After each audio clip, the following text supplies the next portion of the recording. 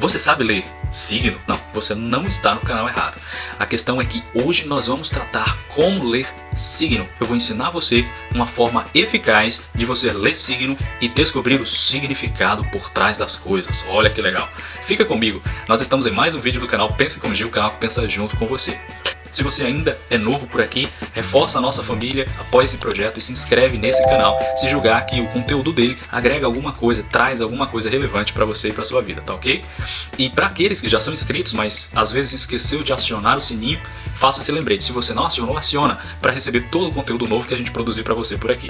Muito bem, então vamos seguir. Olha só, hoje nós estamos inaugurando um formato diferente, ilustrando um pensamento. Esse é o nome do nosso quadro, tá? Se você curtir, não deixa de deixar aqui nos comentários a sua opinião, tá certo? Então vamos direto ao ponto. Signo. Deixa eu esclarecer de antemão a respeito de que signo nós iremos falar. Vamos falar a respeito de signo linguístico, tá?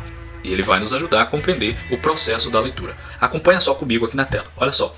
Signo é composto do significante de um lado e do significado do outro lado, tá certo? E o significante nada mais é do que uma imagem acústica, tá? E a imagem a gente percebe pela visão, a acústica a gente percebe pela audição. Quando a gente percebe o significante pela leitura, a gente percebe pela imagem, quando é pelo ouvido a gente percebe pela acústica. Já o significado nada mais é do que o sentido ou conceito da palavra. E isso nós podemos checar no nosso velho e bom dicionário, né? Ele ajuda a gente com esse sentido. Então o signo nada mais é do que a palavra. Deixa-me dar um exemplo para vocês entenderem como todo esse conceito se aplica. Deixa eu caprichar aqui para todo mundo entender bem de que objeto nós estamos tratando, tá? Então, olha só, já está dando para perceber do que se trata. Então nós temos um objeto como esse, ou poderia ser outro objeto qualquer da realidade.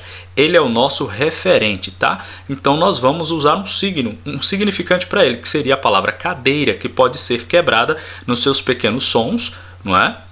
E do outro lado, a gente percebe que a gente poderia também tratar do significado da palavra cadeira, que é um objeto composto de assento, encosto e pernas. Então, quando a gente soma esses dois, a gente tem o signo linguístico, tá? Então, o mundo das palavras, ele acontece e é processado dentro do nosso cérebro. É interessante, todo esse universo de signos que a gente falou acontece aqui, dentro da nossa cabeça. Já os referentes, eles estão dentro do mundo real, tá? Então, o mundo das palavras e o mundo real são diferentes. Só que o mundo das palavras, ele serve para simbolizar, ele simboliza o mundo real. Por isso que ele deve ser tanto quanto possível preciso, né? Agora vamos seguir aqui. Já deu para você pegar mais ou menos. Então, quando a gente junta significante mais significado, qual é o resultado dessa continha? Olha só que interessante. Se a gente pega e junta significante com significado, que é o signo linguístico, a gente tem compreensão. Isso mesmo. Quando a gente junta os dois, a gente tem a compreensão a respeito de alguma coisa da realidade, algum referente, né? É assim que acontece o processo de leitura de uma palavra ou de um signo linguístico. E quando a gente compreende, o ideal é que dentro da nossa cabeça se forme uma imagem do referente. Exatamente, uma imagem do referente, ou se a palavra for uma palavra abstrata, o que deve acontecer é que a gente crie na nossa mente uma noção de sentido, tá? E só mais uma observação.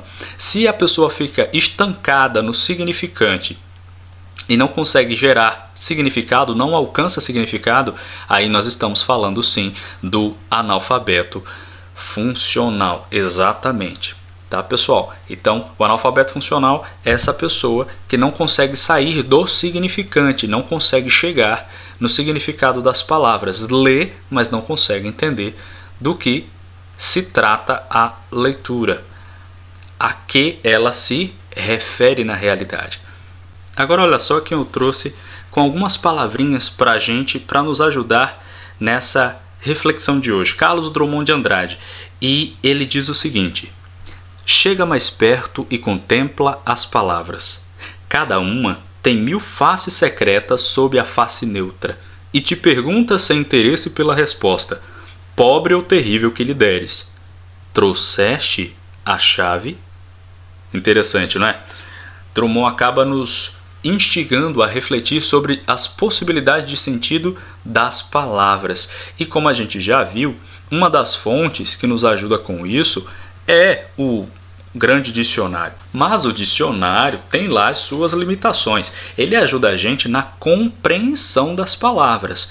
Mas a memorização não é assim tão favorecida por ele. E eu vou dar um exemplo para vocês. E por que a memorização não é favorecida? Porque o texto do dicionário, o significado dos signos no dicionário, eles não têm contexto narrativo, não tem uma história por trás que nos ajude. Olha só, eu vou ler para vocês aqui, como exemplo, o significado da palavra esperança. Olha só o que está escrito.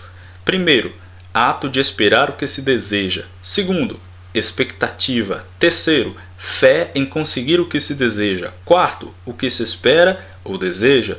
Quinto, a segunda das 3 virtudes teologais. Sexto, incerto, ortóptero, saltador, verde. Vários sentidos, vários significados são trazidos a nós a respeito do significado da palavra esperança, desse significante esperança. Mas duvido muito que você seja capaz de lembrar do sentido da palavra esperança por muito tempo da forma como está no dicionário.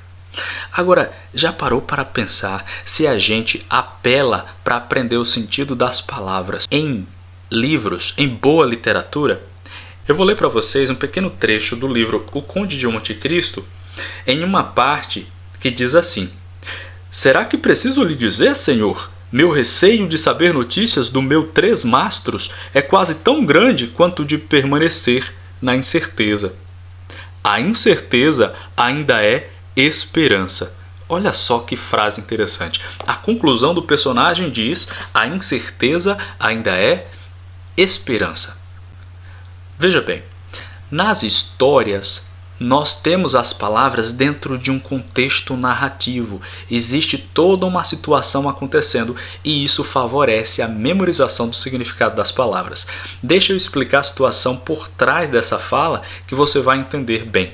O protagonista dessa história, depois de muitos anos preso, volta disfarçado como um comerciante inglês para conversar com seu antigo patrão.